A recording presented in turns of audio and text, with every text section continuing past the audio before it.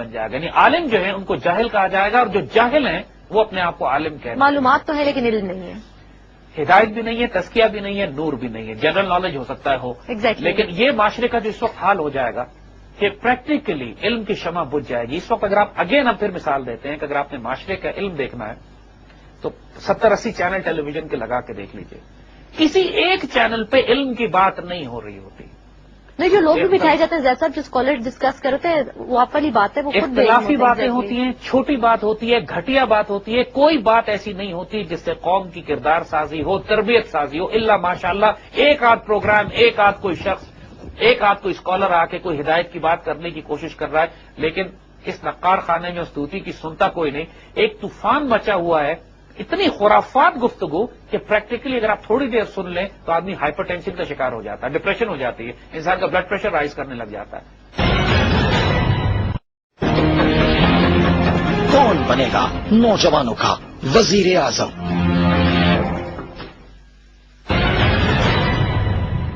یہ حالت ہمارے میڈیا کی ہے. اگر ٹاک شو سنیں تو یہ حالت ہے، اگر دوسرے چینل سنیں تو سوائے ناچ گانے، فحاشی، برائی، بدکاری، میوزک اور فلموں کے اور کچھ ہے ہی نہیں.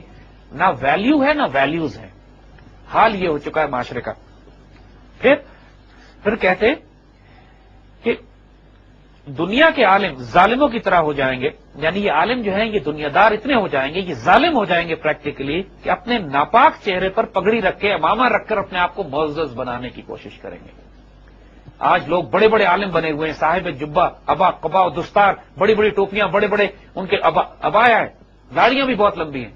لیکن حال یہ ہے کہ وجود اتنا ناپاک اور پلیت ہے، اتنا ناپاک اور ظاہری امیج جو پورا اپنا ایک ظاہری وہ بنا، لیکن چہرے اتنے مخلوق ہیں. دیکھیے جو کچھ باطن میں ہوتا ہے وہ چہرے سے نظر آتا ہے. یہ لوگ اگر اپنا آئینہ ہی غور سے دیکھ لینا تو ان کو پتہ لگ جائے کہ ان کے باطن میں کیا ہے، کیونکہ اپنا چہرہ تو دیکھتے نہیں ہے، دنیا دیکھ رہی ہے چہرے ان کے، اور دنیا کو پتا ہے کہ ان کی اصلیت کیا ہے. ہمارے سیاسی لیڈرز بعض ایسے ہیں کہ جو ٹیلی ویژن پہ آ کے تقریر کرتے ہیں تو انسان کو لٹرلی اکائی آ جاتی ہے. کچھ ملک میں بیٹھے ہوئے کچھ ملک سے باہر بیٹھے ہوئے ہیں، اور جب تقریر کرتے ہیں لمبی لمبی لانگ ڈسٹینس تو انسان صرف یہ سوچتا ہے کہ اللہ کی پناہ، اس کے پیچھے جو لوگ جا رہے ہیں کیا سوچتے نہیں کہ آخرت میں اپنا انجام بھی ان کے ساتھ ہوگا ان کا. یعنی جو لوگ ایسے لیڈرز کو فالو کر رہے ہیں ان کو رک کے ایک سیکنڈ کے لیے سوچنا چاہیے کہ کیا ہم آخرت میں بھی اپنا انجام اس شخص کے ساتھ کروانا چاہتے ہیں. And if their answer is yes کہ ہاں آخرت میں ہم رسک لیں گے کہ ہمارا انجام جو ہے اس شخص کے ساتھ ہو جس کو ہم لیڈر کہہ رہے ہیں، پھر ضرور فالو کیجئے. ورنہ ایک سیکنڈ کے لیے رک کے سوچئے کہ جو دنیا میں جس کے ساتھ جو ہوگا آخرت میں وہ اس کے ساتھ ہوگا. تو یہ نعمت اللہ ولی اس کے اوپر بہت سخت کہتے ہیں کہ یہ اپنے اوپر اپنی زینت اس طرح دیں گے کہ جبہ پہنا ہوگا، ابا پہنے ہوگی، بڑے بڑے لباس انہوں نے پہنے ہوں گے، مگر حقیقت یہ ہے کہ ان کے اندر سامری کے جادو کی طرح بت چھپائے ہوں گے انہوں نے. اگرچہ بت ہیں جماعت کے آستینوں میں، مجھے حکم اذان لا الہ الا اللہ، کہ حال ان لوگوں کا یہ ہوگا کہ خود وہ بت پرست ہوں گے. کوئی امریکہ کو پوچھتا ہوگا، کوئی MI6 کو پوچھتا ہوگا، کوئی CIA کو پوچھتا ہوگا، میں جو یہ دے رہے ہوں گے کہ ہم اوپر سے دکھا رہے ہوں گے کہ ہم مسلمانوں اور پاکستان کے بڑے ہمدرد ہیں، مسلمانوں کی ہم بڑی فکر رکھتے ہیں، ہم مرے جا رہے ہیں مسلمانوں کی محبت اور پیار میں، اور اربوں روپیہ مسلمانوں کا خیانت کر کے یہ ملک سے باہر لے کے بیٹھے ہوں گے.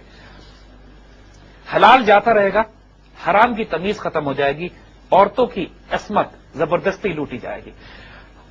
آج کے معاشرے سے زیادہ حضور صلی اللہ علیہ وسلم کی ایک حدیث ہے جس کا مفہوم ہے کہ ایک دور آئے گا کہ جب کوئی انسان ایسا نہیں بچے گا جو سود نہ کھاتا ہو، اور جو انسان سود نہیں کھائے گا اس کو بھی سود کا دھواں پہنچے گا.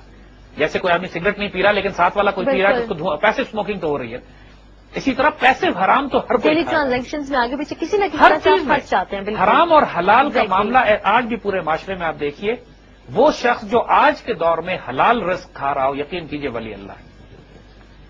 جو آج کے دور میں اپنے رزق نہ جانتے ہوئے بھی آپ کو نہیں پتا، نہ جانتے ہوئے بھی انسان کہیں نہ کہیں حرام کھا لیتا ہے جا کے، اور لوگ سمجھتے ہیں صرف کہ سور اور شراب حرام ہے. نہیں، آٹا، دال، چاول، مرغی بھی حرام ہے اگر حرام رزق سے خریدی گئی ہو تو. اور لوگوں کا حال یہ ہے کہ رشوت کا پیسہ لیتے ہیں اور اس کے بعد حلال گوشت ڈھونڈتے ہیں. لیکن انسان یہ تمیز ختم ہو جائے گی حرام اور حلال. آج کے معاشرے کا یہ زوال کا یہ عالم ہے. اور پھر ایک عجیب و غریب بات دیکھیے، جو سٹننگ ایگزامپل جو نعمت اللہ دیتے ہیں کہ آج کے دور میں کیا ہوگا. کفار مومنارا ترغیب دین نمائن از چوں حج مانے آئین از خواندان دوگانا. حال یہ ہو جائے گا کہ کفار مسلمان کو بتائیں گے کہ تمہارا دین کیا ہے. آج ہمیں کفر یہ سمجھا رہا ہے کہ اسلام یہ کہتا ہے، اسلام کے اندر جہاد ہے یا نہیں ہے. یعنی ہماری انٹرپریٹیشن دین کی کفر کی طرف سے آ رہی ہے.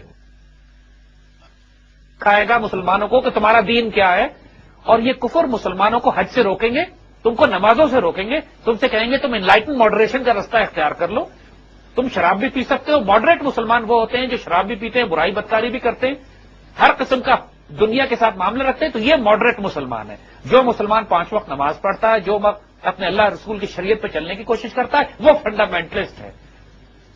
اور دین کی انٹرپریٹیشن، جہاد کیا ہوتا ہے، جہاد ہونا چاہیے یا نہیں ہونا چاہیے، کس طریقے سے جہاد جائز ہے یا جائز نہیں ہے، یہ ساری انٹرپریٹیشن ہمیں کفر کی طرف سے ملے گی۔ بالکل، یعنی کفر ہمیں یہ سکھائے گا، ڈیبیٹس میں جتنے بھی امیرکنز ہیں کبھی نہ کبھی کچھ نہ کچھ ہمیں یہی سکھا رہے ہیں، ہمیں آپ یہی لیکچر مل رہے ہیں، چاہے اوباما صاحب اس وقت مڈل ایسٹ کا دورہ کر رہے ہیں تو ہمیں یہی لیکچر دے رہے ہیں کہ اسلام کیا ہے، ڈیبیٹ بھی کر لی، ہمیں اسلام سکھا رہے ہیں، السلام علیکم، ہمیں وہ ہمارا دین سکھانے کے لیے بالکل۔ آئے۔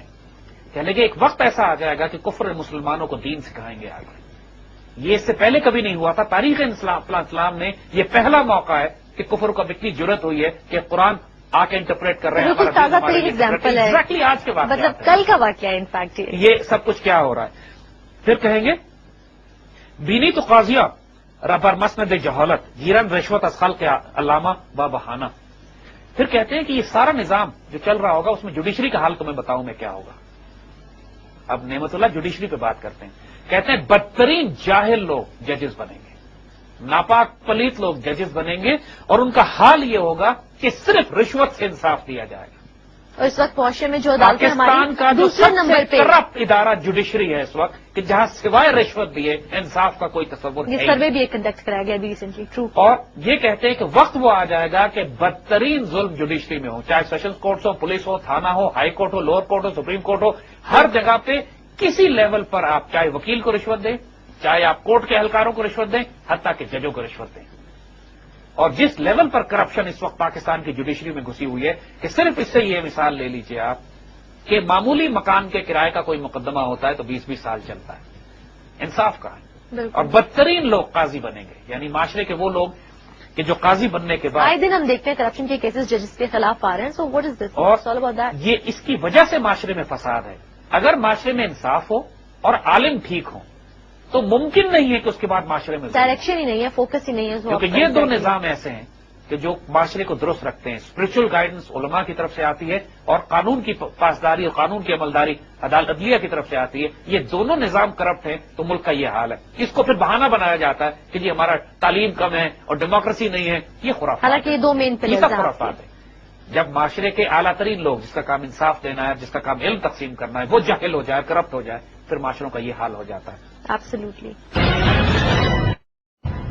پھر کہتے ہیں اب بڑی عجیب و غریب بات، پھر آپ پولیٹیکل گورنمنٹ پہ آتے ہیں۔ انہوں نے ساری باتیں کی، جب انہوں نے جوڈیشری کی بات بھی کی، علماء کی بات بھی کی، نظام معاشرے مطلب کی بات بالکل بھی کی، آج کی ہی بات ہو رہی ہے، تینوں چار پولیٹیکل گورنمنٹ حکومت پہ آتے ہیں، کیونکہ دنیا میں سب سے بڑا فراڈ ڈیموکریسی ہے۔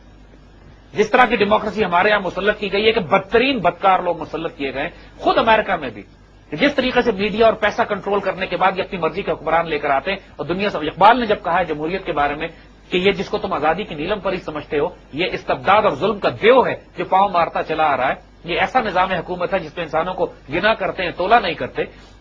تو اس کے بارے میں نعمت اللہ ولی کہتے ہیں کہ بینی کہ بھلے کام کرنے کی نصیحت دنیا میں چھپ جائے گی، یعنی اچھی بات تو کوئی سنے گا نہیں، اور تم یہ دیکھو گے ایک فراڈ اور ایک فریب کے ذریعے ایک سیاسی نظام بنایا جائے گا جس کو یہ کہیں گے کہ یہ ہماری حکومت ہے، یہ پولیٹیکل سسٹم ہے۔ یعنی سازند ہیلا افسوں نامش نہن نظامہ، ایک جادو کا ایک دھوکہ فراڈ بنائیں گے اور اس کو نام دیں گے حکومت کا، گورننس کا، ڈیموکریسی کا، ڈکٹیٹرشپ کا۔ یعنی ان لوگوں نے فراڈ یہ کریٹ کرنا ہے کہ اب ملک میں جمہوریت لے آئے ہیں، بالکل، لیکن اس سے بڑا فراڈ کوئی نہیں ہوگا رائٹ، کہ بدترین بدکار لوگ، کرپٹ لوگ، انکمپٹنٹ لوگ باہر کے پیسے سے فنڈ کر کے، اسپانسر کر کے، الیکشن کو انجینئر کر کے حکومت مسلط کیے جائیں گے، پھر آپ سے کہیں گے کہ تم ہی تو ان لوگوں کو لے کر آئے ہو، یہی تمہاری ڈیموکریسی ہے، یہی تمہارے الیکشن ہے، اور ملک کا علاج ڈیموکریسی کے علاوہ کچھ بھی نہیں ہے، یہ ساری خرافات۔ مطلب فورسبلی آپ کو مجبور کیا جائے گا ایک سسٹم کو فالو کرنے پہ۔ اور مشرق اور مغرب میں ہر طرف ریاکاری کا رواج ہو جائے گا، عام اور خاص لوگوں کے لیے فسق و فجور منظور ہوگا، فسق و فجور عام ہو جائے گا۔ یعنی پریکٹیکلی اس وقت اگر آپ دیکھیں تو چاہے وہ کیپٹلسٹ سسٹم ہو، کمیونسٹ ہو، ڈیموکریسی ہو، ڈکٹیٹرشپ ہو، چاہے معاشرے کا کسی بھی طبقہ ہو، ریاکاری اور منافقت اس قدر عروج پہ ہے۔ مشرق اور مغرب میں ریاکاری ہے، پوری دنیا میں اس وقت प्रेसिडेंट ओबामा या बुश उससे पहले जब ये बकवास करते हैं कि हम एज फ्रीडम लेकर आ रहे हैं और हम फ्री वर्ल्ड है और हम जस्टिस लेकर आ रहे हैं, इससे बड़ी रियाकारी और झूठ और